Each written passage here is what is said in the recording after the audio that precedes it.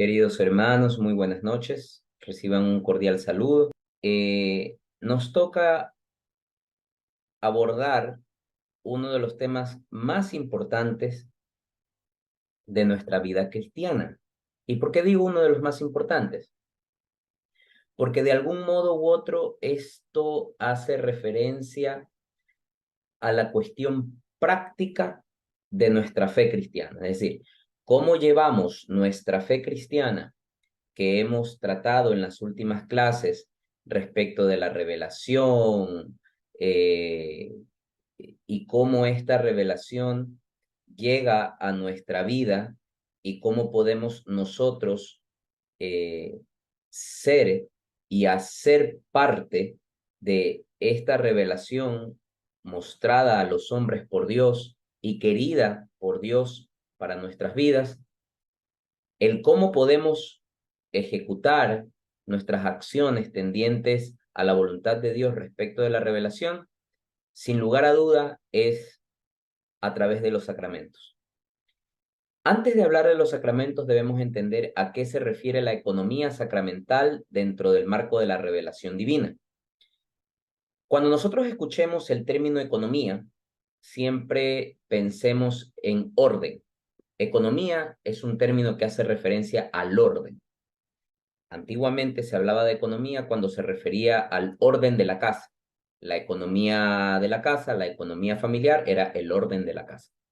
Hoy en día, el término economía hace referencia mucho a factores más bien monetarios, materiales, financieros, en términos de dinero. Pero ciertamente el concepto más amplio de la palabra economía hace referencia a un orden. Entonces, cuando hablamos de economía sacramental, sin duda alguna estamos refiriéndonos a el orden de cómo esta revelación divina eh, llega a nuestra vida y cómo a partir de nuestra vida nos adherimos a la voluntad de Dios dada en esta revelación. En sentido estricto, eh, nos estamos refiriendo a a la comunicación correcta o a la dispensación de los frutos del misterio pascual de Cristo en la celebración de la liturgia sacramental de la Iglesia. ¿Qué quiere decir esto? Que toda la economía sacramental gira alrededor de algo esencial, que es el misterio pascual de Cristo. ¿A qué nos referimos con misterio pascual de Cristo? Um, Al misterio de la pasión, muerte y resurrección de Cristo. Este paso de la muerte a la vida, porque eso se llama Pascua, paso, este paso de la muerte a la vida de Cristo y cómo este misterio pascual eh, llega a su culmen en nuestra vida, en la humanidad, generando el efecto de la salvación. Hemos dicho y nos han enseñado desde muy pequeños que Cristo, al morir y resucitar, nos salva. Y ya entendemos cuando hablamos del pecado, en qué sentido la muerte y resurrección de Cristo constituye salvación para nosotros, puesto que si por el pecado original entró la muerte, y la única forma de vencer a la muerte es con la vida, y la vida después de la muerte no es otra cosa que la resurrección, Dios mismo que se hace carne y se hace hombre para nuestro bien y para nuestra salvación, se somete a esta muerte que es consecuencia del pecado original. Él no teniendo el pecado original, él se somete a esta muerte como condición, eh, como condición resultante del pecado original. Él se somete a esta muerte, vence a la muerte y venciendo a la muerte resucita. Entonces, al vencer él al fruto del pecado original, está salvándonos a nosotros, puesto que el pecado original antes de la muerte y resurrección de Cristo era una sentencia inapelable para nosotros, ¿ya? Antes de que Jesús venga al mundo, se someta a la muerte y resucite, nosotros estábamos fritos. Pero Jesucristo, sometiéndose a la muerte y venciendo a la muerte a través de la resurrección, adquiere para nosotros la salvación. Por eso el misterio pascual es el punto central que a partir de ahora vamos a tener en mente, puesto que alrededor del misterio pascual giran alrededor de él todos los sacramentos. ¿Ok? Por tanto, la economía sacramental es la forma cómo se dispensan, cómo se reparten los frutos del misterio pascual en la celebración de la liturgia del sacramento en la iglesia. ¿A qué hace referencia esto como idea final? Hace referencia a cómo dentro de la liturgia de la iglesia, este efecto del misterio pascual, este efecto maravilloso de la pasión, muerte y resurrección de Cristo, llega con sus efectos a nuestras vidas y dándonos la posibilidad de salvarnos. Ciertamente el hecho de que Jesús haya venido, muerto y resucitado, ya es para nosotros una salvación. Pero la pregunta, y este es un tema que con los protestantes está abierto el debate, ¿no? Porque ellos sostienen que la salvación, que la justificación viene a través de la gracia, y nosotros afirmamos lo mismo. Pero la diferencia es que esta gracia santificante, obtenida gracias a la salvación dada por Cristo, que es Dios, se puede perder en méritos de nuestras malas obras, nuestras malas acciones. Así por eso el apóstol Santiago lo deja muy claro, ¿no? Cuando dice, muéstrame tu fe sin obras, que yo a través de mis obras te demostraré mi fe. La fe sin obras es una fe muerta. Con lo cual, la fe, que es la respuesta espontánea del hombre a Dios ante su acción salvadora, eh, no es suficiente, no nos alcanza de manera suficiente para nuestra salvación, no porque el efecto de la gracia de Dios sea limitado, por el contrario, el efecto de la gracia es totalmente ilimitado y nos llega a nosotros. Pero recuerden ustedes que hemos sido creados a imagen y semejanza de Dios, y en cuanto a la semejanza con Dios, hemos sido creados libres, por lo cual la decisión finalmente es mía. Dios murió y resucitó para salvarnos, pero al final del día yo decido si quiero o no ser parte de esta salvación.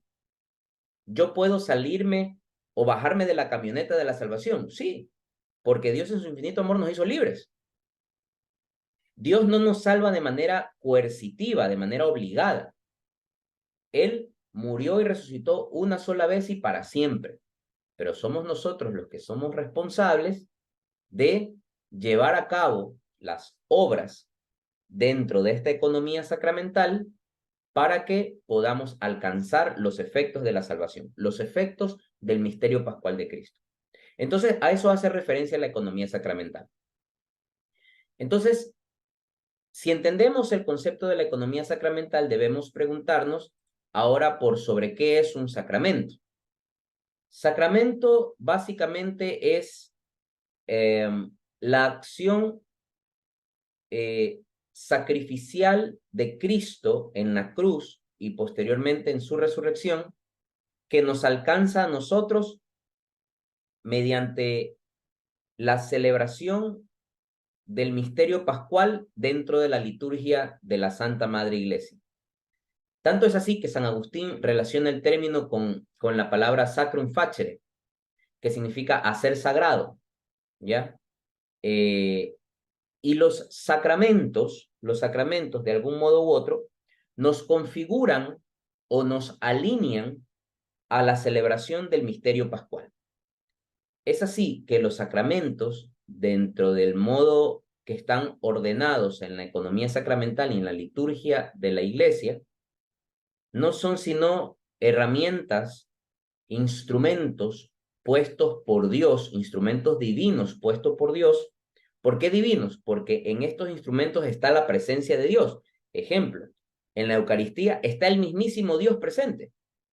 O sea, no es solamente una ayuda accesoria, un apoyo instrumental para poder alcanzar la salvación. No, no, no.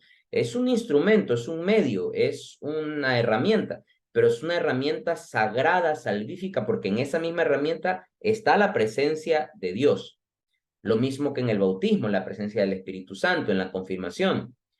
Y ya iremos viendo cada uno de los sacramentos y cómo actúa Dios en cada uno de ellos, cómo es la característica de cada sacramento y bajo qué configuración el sacramento actúa en nuestra vida.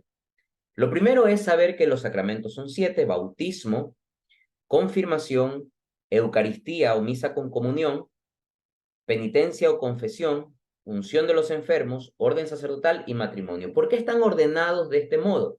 Porque una cosa que ustedes se darán cuenta es que si bien parece tener un orden de ejecución, un orden de cómo se reciben los sacramentos, parecería, pero no es tanto así, porque fíjense que empezamos con el bautismo, de ahí nos vamos a confirmación, que confirmación generalmente es después de la primera comunión. Bautismo, confirmación y primera comunión. Y ahí como que hace un corte. Penitencia, confesión, unción de los enfermos, orden sacerdotal y matrimonio. Está dividido prácticamente en dos grupos. El primero de ellos, que hace referencia a los tres primeros, el bautismo, la confirmación y la Eucaristía o misa con comunión, son los que conocemos como sacramentos de iniciación cristiana, puesto que en ellos se coloca el fundamento de nuestra vida cristiana, de nuestra vida de fe. Recuerden que desde el inicio de esta catequesis habíamos hablado que la fe es la respuesta racional del hombre a Dios que se revela. Y esta respuesta racional se tiene que fundamentar en una realidad permanente en el tiempo, que debe tener un inicio. Por eso se ponen las bases de nuestra fe cristiana en los sacramentos de iniciación cristiana, que como les digo, son tres: el bautismo, la confirmación y la Eucaristía o primera comunión, que en orden de ejecución debería ser bautismo, primera comunión y confirmación, que es como ustedes lo van a recibir por la gracia de Dios al término de esta preparación. Entonces, empecemos con los sacramentos de iniciación cristiana. El primero de ellos es el bautismo. Ya hemos hablado a lo largo de esta catequesis y ustedes deben haber escuchado muchas ocasiones nociones e ideas sobre el bautismo, pero vamos a profundizar un poco. Primero, ¿qué es el bautismo y qué significa, qué efectos tiene el bautismo? Lo primero que tenemos que entender es que el bautismo, como ya lo hemos dicho, es un sacramento de iniciación cristiana. Es uno de los tres sacramentos de iniciación cristiana. El origen del término bautismo, que es importantísimo entenderlo, proviene del término griego baptisein. ¿Qué significa el término griego baptisein? Baptisein significa sumergirse, ¿ya? Y ahí podemos empezar a abrir nuestra mente y empezar a entender el fondo, el trasfondo de este sacramento. ¿Qué significa que el bautismo provenga de un término que significa sumergirse o sumergir? Por el bautismo nosotros nos sumergimos. Por el bautismo nosotros nos sumergimos. ¿Ya? ¿En qué nos sumergimos por el bautismo? En el pecado. Nos rebajamos al pecado y por la acción sacramental del bautismo nosotros resurgimos de esta sumersión y resurgimos como hijos de Dios, como hijos adoptivos de Dios. Pregunta, o sea que antes del bautismo no somos hijos de Dios. Lo somos, ciertamente, puesto que somos criaturas, pero no somos hijos legalmente, por decirlo algún término, legalmente reconocidos de Dios, porque es necesario el bautismo para la salvación. Porque ¿cómo nos vamos a salvar si tenemos pecado original? ¿Ya? Por ello, y ahí viene de cajón la respuesta de, ¿es necesario bautizar a los niños? Claro. ¿Qué pasa si un niño nace y por alguna razón, Dios no lo permita, se muere antes de ser bautizado? Entonces es importante que el bautismo se administre lo más rápido posible después de haber nacido. ¿Ya? Eh, Ahora veámoslo desde el punto de vista de la connotación eh, prefigurativa del bautismo. Piensen en la resurrección, en la muerte y resurrección de Cristo. Yo siempre les hago esta analogía. Cristo vino al mundo, muere, como dice el credo, desciende a los infiernos, desciende al lugar de los muertos, anuncia la buena nueva en el lugar de los muertos, desciende al lugar de los muertos, da la buena nueva a los justos que estaban a la espera de la redención y resucita al tercer día. Cristo viene, desciende a los infiernos y resucita al tercer día. Nosotros por el bautismo nos sumergimos en la muerte, que es fruto del pecado original, y resucitamos a la nueva vida por los efectos sacramentales del bautismo. Y con este sacramento nos convertimos en hijos legítimos adoptivos de Dios, miembros del cuerpo místico de Cristo, que es la Iglesia, y somos constituidos sacerdotes, profetas y reyes. ¿Por qué sacerdote? ¿Qué significa el término sacerdote? Sacerdote es la persona que hace sacrificios, ¿ya? Que está habilitada para poder hacer sacrificios. Ciertamente el sacerdote, bajo el ámbito clerical, desde el punto de vista sacramental, el sacerdote es un ministro ordenado por el obispo en una cadena de sucesión apostólica que tiene la facultad de ofrecer sacrificios, pero de otro nivel. En este caso, el sacrificio de la Eucaristía. Pero nosotros también hacemos parte de un sacerdocio común, el sacerdocio de hijos adoptivos de Dios, miembros del cuerpo místico de la Iglesia. Con lo cual, por el sacramento del bautismo somos constituidos sacerdotes. Mickey, o sea que antes de recibir el bautismo no puedo hacer un sacrificio. Sí lo puedes hacer, un ayuno, un sacrificio de abstinencia, pero ese sacrificio no tiene el carácter y el efecto que lo tiene cuando estás bautizado, porque es un sacrificio que lo hace simplemente, por ejemplo, un ayuno, ok, un ofrecimiento, pero a la final no tiene el efecto. Pero al ser bautizado tiene el efecto sacerdotal, porque estamos facultados a ofrecer ese tipo de sacrificios agradables a Dios. ¿Ok? Antes del bautismo es un sacrificio que es un sacrificio humano, pero no es un sacrificio que puede trascender al agrado de Dios. ¿Por qué somos constituidos profetas? Somos constituidos profetas porque somos anunciadores de la verdad y del reino de Dios. Hay que quitarse un poco el paradigma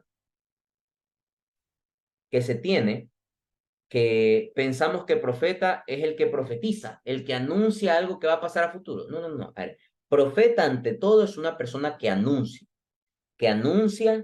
el mensaje de Dios, que anuncia el evangelio, que anuncia la verdad de Dios. Por tanto, en el término profético, somos constituidos profetas porque como profetas estamos llamados a anunciar el evangelio, a anunciar. Somos constituidos sacerdotes, profetas y reyes. ¿Por qué reyes? Porque somos reyes puesto que estamos llamados a formar parte del reino de Dios. Somos partícipes de la gloria de Dios. ¿Ya? Y finalmente, el sacramento del bautismo, entre todos estos efectos maravillosos, nos otorga los dones o virtudes teologales y centrales de nuestra fe, que son la virtud de la fe, la esperanza y la caridad. Estas tres virtudes las recibimos en el sacramento del bautismo. Ya más adelante veremos las otras virtudes, las cardinales, y ampliaremos también aquello que también recibimos en el bautismo, que son los 7 dones del Espíritu Santo. Los veremos en detalle cuando veamos el sacramento de la confirmación. Pero fíjense, por el bautismo, fíjense toda esta maravilla. Morimos al pecado original, se nos borra el pecado original, somos nuevas criaturas, hijos de Dios adoptivos, miembros del cuerpo místico de la Iglesia, somos constituidos sacerdotes, profetas y reyes. Además, recibimos los 7 dones del Espíritu Santo y las virtudes teologales, la fe, esperanza y caridad. Miren todas estas 9 cosas que recibimos con el bautismo. ¿Cómo no esforzarnos por recibir el bautismo porque nuestros hijos sean bautizados en el menor tiempo posible, lo más rápido posible, después de nacidos? Bueno, hay personas como algunos de ustedes que, digamos, pasó el tiempo, no lo pudieron hacer, pero de emergencia nacional hay que bautizarse. Recuerden ustedes que el bautismo borra el pecado original. ¿Qué más borra el bautismo? Borra los pecados temporales. Es decir, todos los pecados que ustedes hayan cometido desde su última confesión, en este caso no se confesaron nunca, desde que tengan uso de razón, todos esos pecados son borrados. Acuérdense ustedes que yo les mencioné que siempre cuando se habla de pecado hay que pensar en 2 dimensiones, el pecado y la culpa. Para entenderlo mejor, cuando yo rompo un vidrio, yo ofendo al dueño del vidrio. Yo le pido perdón, el dueño del vidrio me perdona.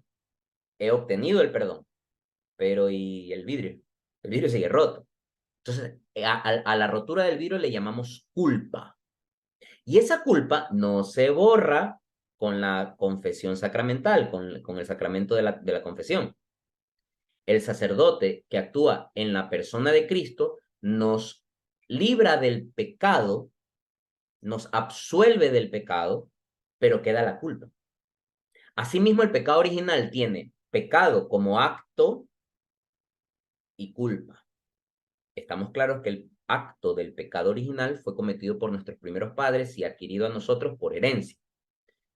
Pero también tiene culpa, o llamado consecuencia del pecado original, o conocido más fácilmente como la concupiscencia. Es decir, esa tendencia natural del hombre a cometer pecados como fruto del pecado original. Es decir, las consecuencias del pecado original hacen que nosotros constantemente tendamos al pecado.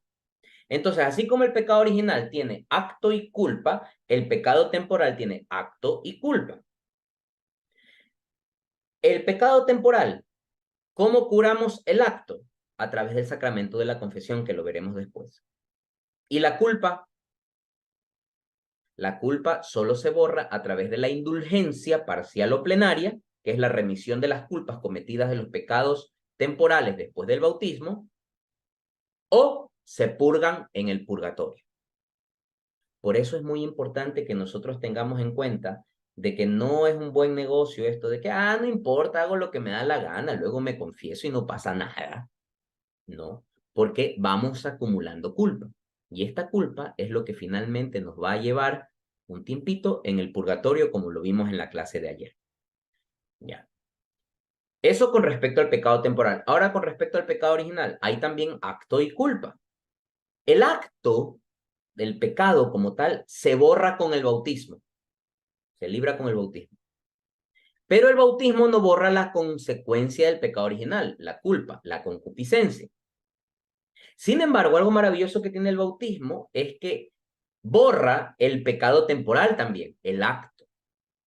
Y sepan ustedes que borra también la culpa de los pecados temporales. Explicado de un modo más sencillo. Usted que tiene 30 años y no se ha bautizado y recién se bautiza, va, se bautiza con toda la fe del mundo, realiza su sacramento y 2 minutos después de terminar el sacramento del bautismo, se muere. Perdón un poco lo dramático del ejemplo, pero es para que se entienda. Se muere, tiene que pasar por el purgatorio, va directito al cielo, porque usted no tiene culpa de pecados temporales, porque ya han sido borradas con el sacramento del bautismo. Y si bien el sacramento del bautismo no le borra a usted la concupiscencia, pero en 2 minutos, ¿qué pecado puede cometer? ¿Ya?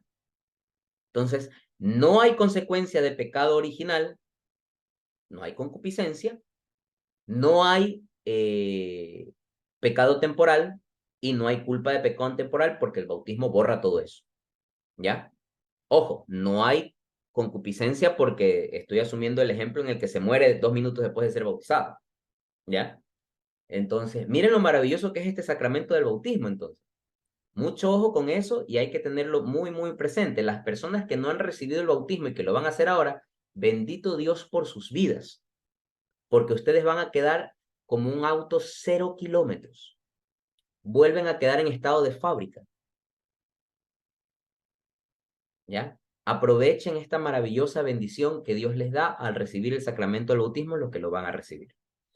¿Qué más respecto al bautismo? El bautismo es uno de los sacramentos que imprime carácter. ¿Qué significa la impresión de carácter del bautismo? Significa que establece una huella indeleble, imborrable en el alma, con la que somos formalmente hijos de Dios. Esto es como cuando las vaquitas salen de la granja y les ponen así con ese fuego, ¿no? Un sello y le ponen ahí la marca para decir, tú le perteneces a tal persona. Más o menos así es en el bautismo, solo que ocurre en el alma. Cristo nos pone una huella indeleble en el alma que nos hace ser hijos de Dios, hijos adoptivos de Dios y miembros del cuerpo místico de la iglesia. Oye, lo que pasa es que yo me bauticé de pelado y a los 40 años me hice evangélico y me volví a bautizar. Ese bautismo no vale. Ese bautismo no vale porque el bautismo es un sacramento que como imprime carácter, se realiza una sola vez.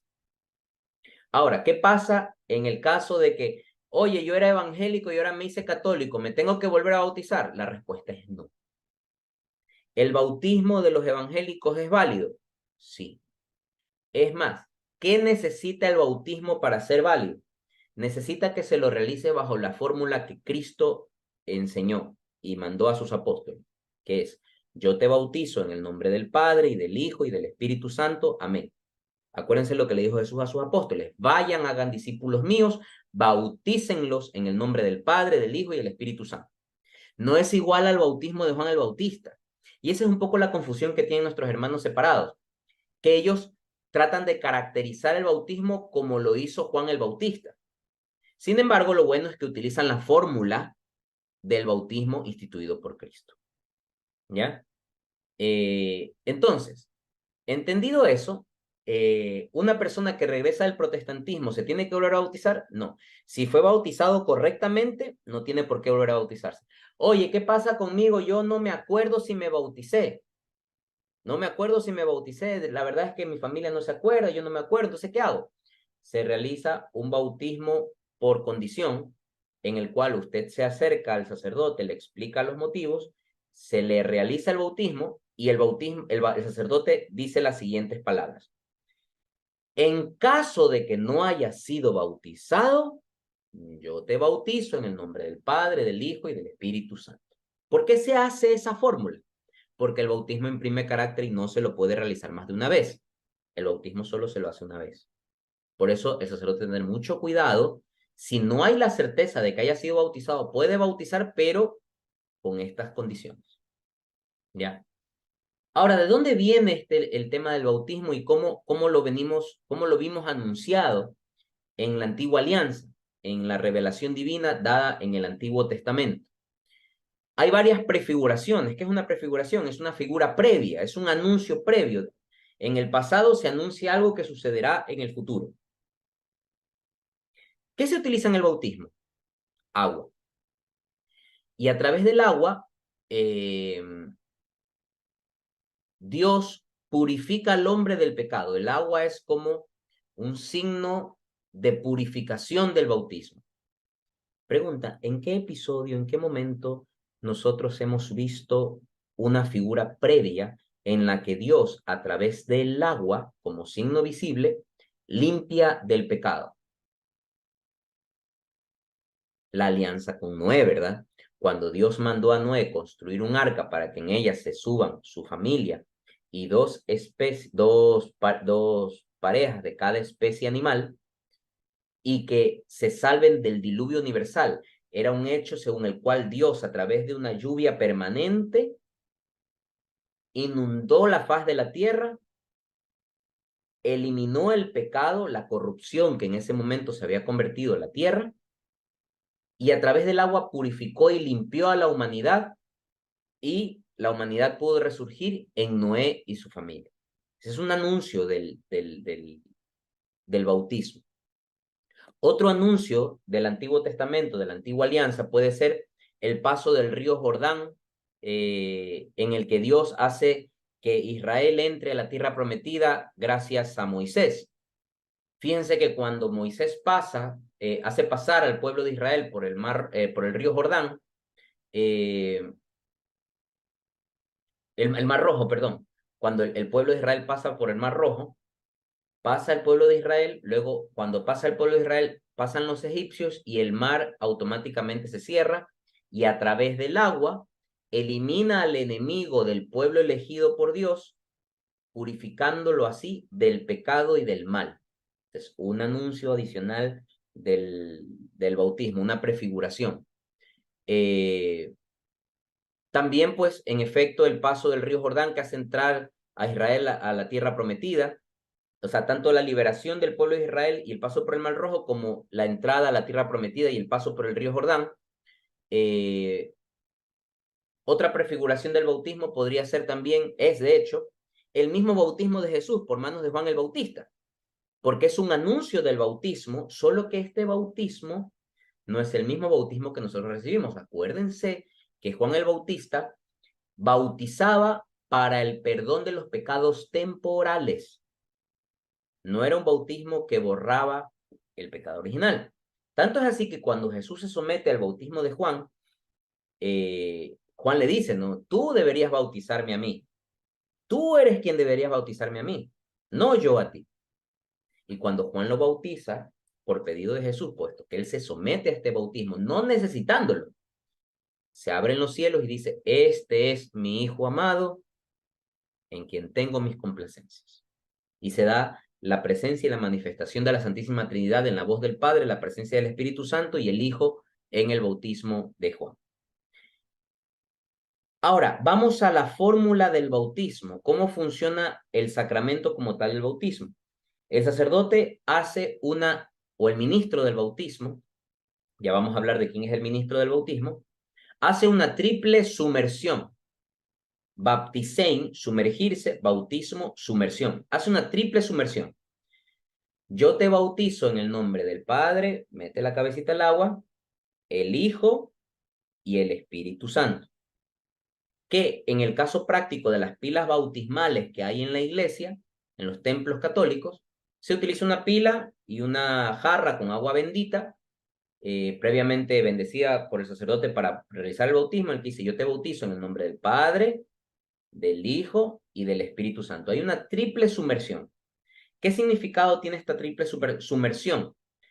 Tiene obviamente el significado de la Santísima Trinidad. Te bautizo en el nombre del Padre, del Hijo y del Espíritu Santo. Por otro lado, como ya lo hemos mencionado minutos atrás, tiene el efecto o la connotación, el significado de la pasión, muerte y resurrección de Cristo, ¿ya? Y de los 3 días que Cristo permanece muerto para luego resucitar y vencer a la muerte y a su vez obtener la salvación para todos nosotros. Debemos entender una vez más que el bautismo que recibimos nosotros en la iglesia no es el mismo bautismo de Juan. Con lo cual, no es que la iglesia bautiza desde los tiempos de Juan el Bautista, no, la iglesia bautiza desde los tiempos de los apóstoles. Cuando Cristo ordena a los apóstoles ir a bautizar a sus discípulos, vayan, hagan discípulos y bautícenlos en el nombre del Padre, el Hijo y el Espíritu Santo. Y para que no haya discusión, porque muchos dicen, los evangélicos dicen, no hay que bautizar a los niños, hay que bautizarlos cuando son adultos. Así tenemos dentro de los presbiterianos, de los bautistas, de los pentecostales, los anabautistas, los que creen que no hay que bautizar cuando ya son adultos, y los paedobautistas, que creen que se puede bautizar a los niños. Pero en eso no hay duda, porque si revisamos los Hechos de los Apóstoles, se hablaba de que cuando los apóstoles estaban yendo a las comunidades, bautizaban a familias enteras, y se entiende que en una familia entera están también los hijos, los niños. Entonces, es necesario que el bautismo se realice desde los primeros meses, los primeros días de vida de las personas. ¿Ok? Y el sacramento del bautismo se realiza desde los tiempos de los apóstoles. Cuando Cristo se fue, los apóstoles empezaron a bautizar, a hacer discípulos y bautizándolos como Cristo lo mandó, que fue en el nombre del Padre, del Hijo y del Espíritu Santo. Yo les había mencionado hace unos minutos respecto de el ministro del bautismo. Se habla de que existe dos connotaciones cuando se habla de ministro. ¿Qué significa ministro? El que administra el sacramento. Hay ministro ordinario y ministro extraordinario. ¿Quién es el ministro ordinario del bautismo? ¿El sacerdote o el diácono? ¿Y quién es el ministro extraordinario del bautismo? Y aquí, por favor, presten mucha atención que el bautismo tiene unas cosas maravillosas y muy particulares. ¿Quién puede bautizar? Cualquiera puede bautizar, aún incluso no siendo bautizado, aún incluso no siendo creyente. ¿Podría bautizar? Sí, señor. ¿Qué se necesita para que pueda bautizar? Que lo haga como Cristo lo envió. Con agua yo te bautizo en el nombre del Padre, del Hijo y del Espíritu Santo. ¿Qué más se necesita? Que tenga la intención, que es la misma intención que tiene la iglesia. que es una intención para que sea constituido sacerdote, profeta, rey, miembro del cuerpo místico de la iglesia, hijo adoptivo de Dios, etcétera, etcétera. Unir la voluntad a la voluntad de la iglesia, la intención. ¿Y cuándo se puede realizar este bautismo? Solo en caso de emergencia. Ejemplo, ¿qué pasa si una persona en medio de la carretera tiene un accidente grave y está a punto de morir, está agonizando y está muy lejos de llegar a un hospital y peor aún, de un sacerdote, y esta persona no se ha bautizado? La persona que está ahí al lado de él, si es que está con alguien, puede bautizarlo, utilizando la misma fórmula, de la misma forma en que hace la iglesia, con la misma intención, y aun cuando esta persona no sea bautizada, él mismo también lo puede bautizar. Fíjense qué bonito, ¿ok? Oye, ¿y qué pasa cuando esta persona se salva? Si se salva, ¿tiene que ratificar el bautismo? No necesariamente, pero puede acercarse a un sacerdote y decir, mire, yo me bauticé por emergencia de esta forma, y el sacerdote lo que hace simplemente es, digamos, confirmar el bautismo y ya, ¿ya? Pero existe el bautismo por emergencia. ¿Qué otro tipo de bautismo extraordinario existe? El bautismo de deseo. ¿Qué pasa con una persona fervientemente desea bautizarse, está esperando el momento de bautizarse, está preparándose para el bautismo, desea bautizarse, pero antes de que lograr el bautismo se muere? Esta persona alcanza la misericordia de Dios y recibe el bautismo de deseo. ¿Por qué? Esta persona tenía la voluntad de bautizarse, pero se murió antes de bautizarse o entró en coma y nunca pudo estar consciente, y nadie lo bautizó. Pues esta persona, al tener el deseo en su conciencia, en su corazón de querer ser bautizado y no pudiendo hacerlo porque se le acabó su vida, esta persona recibe el bautismo de deseo. Y hay un tercer bautismo extraordinario, es el bautismo de sangre. ¿Qué pasa cuando una persona no es bautizada, pero lucha por la fe cristiana? Y en esta lucha de la fe cristiana es asesinado, muere, porque lo matan, lo sacrifican. Entonces esta persona recibe lo que se conoce como el bautismo de sangre, que tiene el mismo efecto del bautismo sacramental, como si lo recibiera con un sacerdote en la iglesia. Entonces, existe el bautismo ordinario, el bautismo de deseo y el bautismo de sangre. Y también existe una particularidad del bautismo ordinario, que es el bautismo en caso de emergencia, que ya se los expliqué, que cualquier persona puede bautizar, incluso no siendo bautizado, incluso no siendo creyente.